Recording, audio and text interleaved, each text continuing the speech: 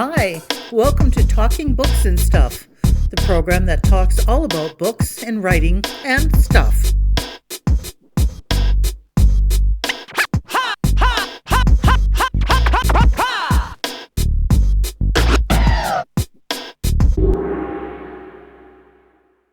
Here's your host, Dennis Rimmer. And we're rolling, as they used to say. Dennis Rimmer here with Talking Books and Writing and books and movies and music and stuff.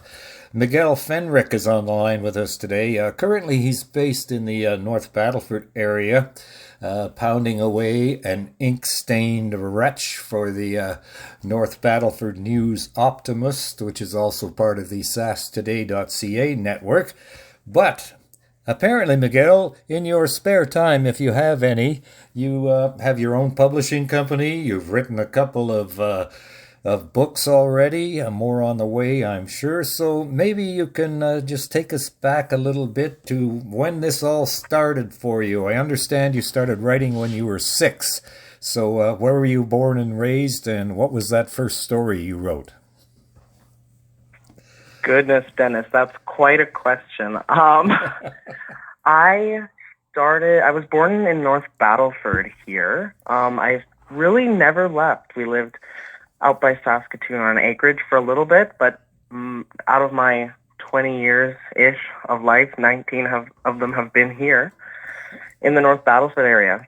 But as for that first story, first story. I was 6 years old, and I was absolutely ensorcelled, I think, by fantasy at that point in time. And so I'd read Harry Potter, or had Harry Potter read to me, a little bit of Percy Jackson. And then I took a crack at Narnia. And I really loved Narnia, so much so, in fact, that I decided in my 6-year-old wisdom that I would handwrite my own story, which was 100% a complete and utter knockoff of Narnia, which I then stapled together and gave away for people at Christmas. And so I definitely couldn't publish it now. But that was my first story. And after that, I never really wrote all that much as a child. I really was into the storytelling, though. I would play pretend, and I would dress up my poor stuffed animals in wedding dresses and all sorts of things, and really drag them through terrible life experiences, I think, when I was younger. But so that's always been a part of me, I guess. But as for the writing, I never actually did a whole ton of that as a kid, only more recently. Aha. So that's interesting that you're from, I'll say, this area. We're based in Radisson, although we go worldwide. We've interviewed people from England, America, US of A, Eastern Canada, Western Canada. But our family farm is just near Denholm, actually. So there's a bit of a connection there. Oh, for sure. For sure. I go with my grandparents to some old country dances, I guess, out at Denholm recently. So very close to home. Very close to home. So back to the writing. When did something click in your mind and you said, okay, this is enough of the play acting and role playing and fantasy world? When did you decide, okay, I'm going to be serious about my writing? When did that sort of fall into place for you? That would have been 2020, I guess. I would have been 18. It was after the death of George Floyd in Minneapolis. And so I was having conversations with a friend at the time, and they were less conversations and more arguments. But I was so confused as how I might be able to purvey information to someone. And so I thought maybe I could do it in the form of storytelling. And so I've always been, although I may not have done it creatively, I've always loved to write. I may not have even done it that much, but I did love to write. And so I thought, well, I'm just going to take a stab at a book and see where it takes me. And so that stab was Blue, which was my debut novel. So that took me about a couple years to write. And there were so many times through that process where I wanted to just give up altogether. But in the end, I took it really seriously, I guess. Yeah, you're right. And I would come back to it as many times as I need to. And whenever God, so many times. There was a couple times in there I thought, well, maybe I don't want to be serious about it. But I did end up finishing and publishing that first book. So I guess in my mind, I was like, oh, well, I guess it's relatively late, but it is quite early, I guess. So, yeah. Well, your writing belies your years, because I honestly didn't think you were 20-ish. I thought you were 50-ish by the scope and maturity of your writing, plus the stuff that's in the North Battleford News-Optimist, which we get weekly here, is like from a reporter who's been doing it for years. So to what do you attribute this mature style that you have? Oh, what a question. What a question. I get it's a lot of things, to be honest. I think number one, and it's maybe controversial depending on who you ask, but I was homeschooled from grade 1 on through grade 12. And I think every once in a while people say to me, oh, do you think you've lost out on something? And I do, actually. I think I did lose out on things. I'm not necessarily certain that they were good things that I missed out on. I think being able to really be myself, I think, and to be able to explore what I wanted to explore when I wanted to explore it, I think that is a huge part of it. You know, I probably would have still been a journalist if I'd gone through the regular school system here in Saskatchewan, but I likely would have just been doing it 5 years from now, I think. So it just would have taken me longer, right? Right. And another thing I would argue is just how I grew up. I think out here in Saskatchewan, rural Saskatchewan especially, we have I think we have a chance to really take life slowly and really notice things around us. And I don't necessarily think everyone does, but I think I had a chance to, especially. And so that is something that comes across in all of my writing, I think, is an attention to detail, an attention to life and to people and to stories. I think all that comes through in my writing, whether it is for the paper or whether it is for creative outlets, I guess you'd say. But to summarize, I guess, it has to be the people I grew up around. I think I was blessed with a family who loved to read and who loved to talk and who loved to listen. And I think that's something that you pick up on. I really do. And after, let's say, high school, we'll call it, even though it might not have been, did you take any other post-secondary education? No, I haven't. How'd you get into the journalism business then? I sent a couple letters to the editor here, and I was asked to do a little bit of freelance work, and then they said, please come back and do it full time. And I said, yeah, why not? There you go. Which is a little, yeah, exactly, which is a little bit irregular, I think. But I think my entire life has been irregular, but not necessarily in a bad sense. So I don't do things normally. Well, yeah. So you're kind of like the Connor Bedard of the journalism world. We'll say that. Yeah, sure. Let's talk about your books. You have Blue, and tell us a little bit about Blue.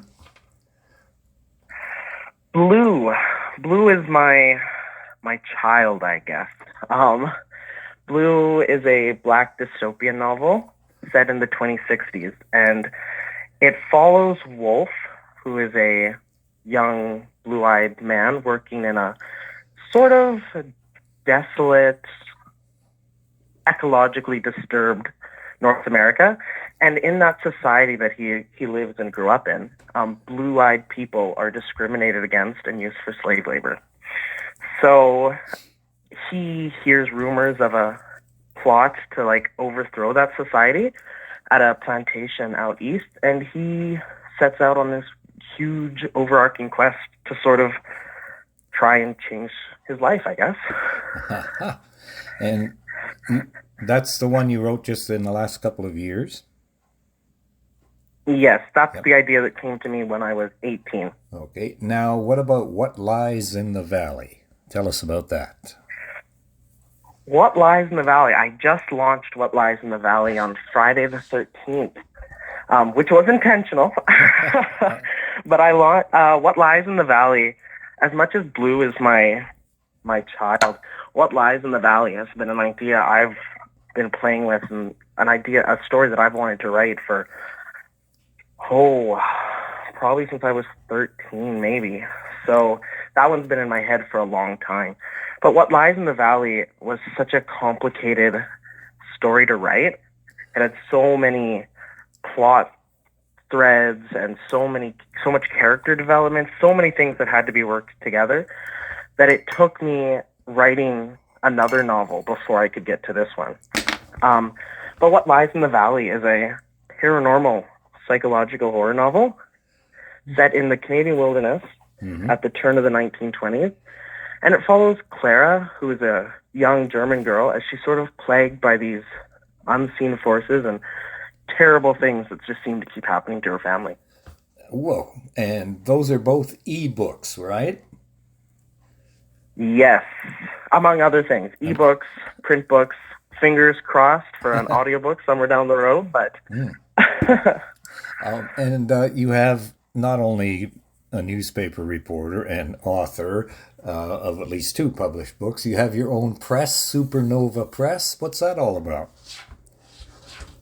Well, Supernova Press, I have lots of children, I guess, now that I say it, because I was like, Supernova Press is another one of like the children that I hold so close to my heart. But Supernova Press, I started in March of 2022. And it was never my intention to publish through the publishing company, although I have for my first 2 novels. But Supernova Press is even just in the name, I tried to use an example of something really cosmic, which is everything. That is what Supernova Press would want to be. And we publish genre fiction, which is a rarity here in Saskatchewan, and adult fiction. So sci-fi, romance, horror, speculative fiction, those types of things, which is not normally the case in Saskatchewan. And can you give us a typical day in the life of Miguel Fenrich? Oh, a typical day in the life. It depends on the day. Some days I just like to sleep, but that's not always a possibility. In a normal day, well, I guess depends if I have a board meeting that day or not, because I'm also on the board of the Saskatchewan Writers Guild, which I could go on for ages about as of the organization that it is. But I am also on the Sask Books board, among others. So that changes a day up. But normally I would be writing for the paper, writing up articles, talking to my editor in North Battleford, making sure we're ready for another print of our Thursday paper. But other than that, I would be writing, obviously. So I would be clacking away at my keyboard or furiously writing notes before bed on paper as they come to me usually. Or I would be doing, every time I'm asked, every hobby and thing I do, just it completely evaporates from my mind. Read. I like to read, obviously. I don't do it as much as I should, but I love to I buy books for their covers. I'm a visual person. Right. So I look at them. Yeah. No, I'm kidding. Right. Well, I know. I think I bought a paperback years ago because I liked the feel of the cover, the texture that it had. So There you go. It was a good book, too. Oh, for sure. So That might be more important. if we've got aspiring authors, how do they get in touch with Supernova Press and maybe fire off a query to you? We are on Facebook. We are starting up a TikTok for our younger writers out there.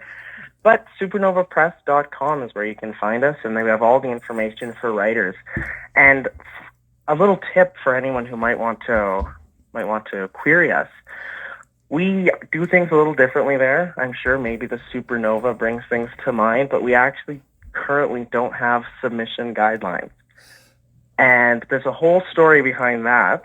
But regardless, no matter where you are in your process, you can always send to us and we will give it a shot to see what we think, talk to you. We really want it to be as author-focused as possible. There you go. That's Supernova Press. Miguel Fenrich. You can find his work in the North Battleford News-Optimist and also wherever you are in Saskatchewan, I guess, where the weekly papers have sasktoday.ca. You can look that up. And one more question before we go. What's your next project for your own series of books? What are you writing on now? Next project, hey? I always have probably about 3 projects on the go at any given time. For a novel, I'm writing, I don't know what it's called yet, but I'm playing with the title of 273 Days. And it would be a 9-month Canadian road trip, sort of romance, sort of literary fiction, which is something I haven't really written before. So I always like to test and challenge myself, I think, God forbid. But I'm also working on a play. I'm writing a play for our wonderful Battleford community players here in Battleford.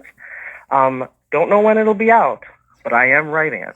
So, and one other project, but I don't think I can talk about that quite yet, Dennis. Okay, well, we'll leave it at that. Maybe we'll hook up with you again sometime when another of your 4 or 5 or 10 books are out there and your 12 plays and 15 newspaper articles that you all churned out in one day.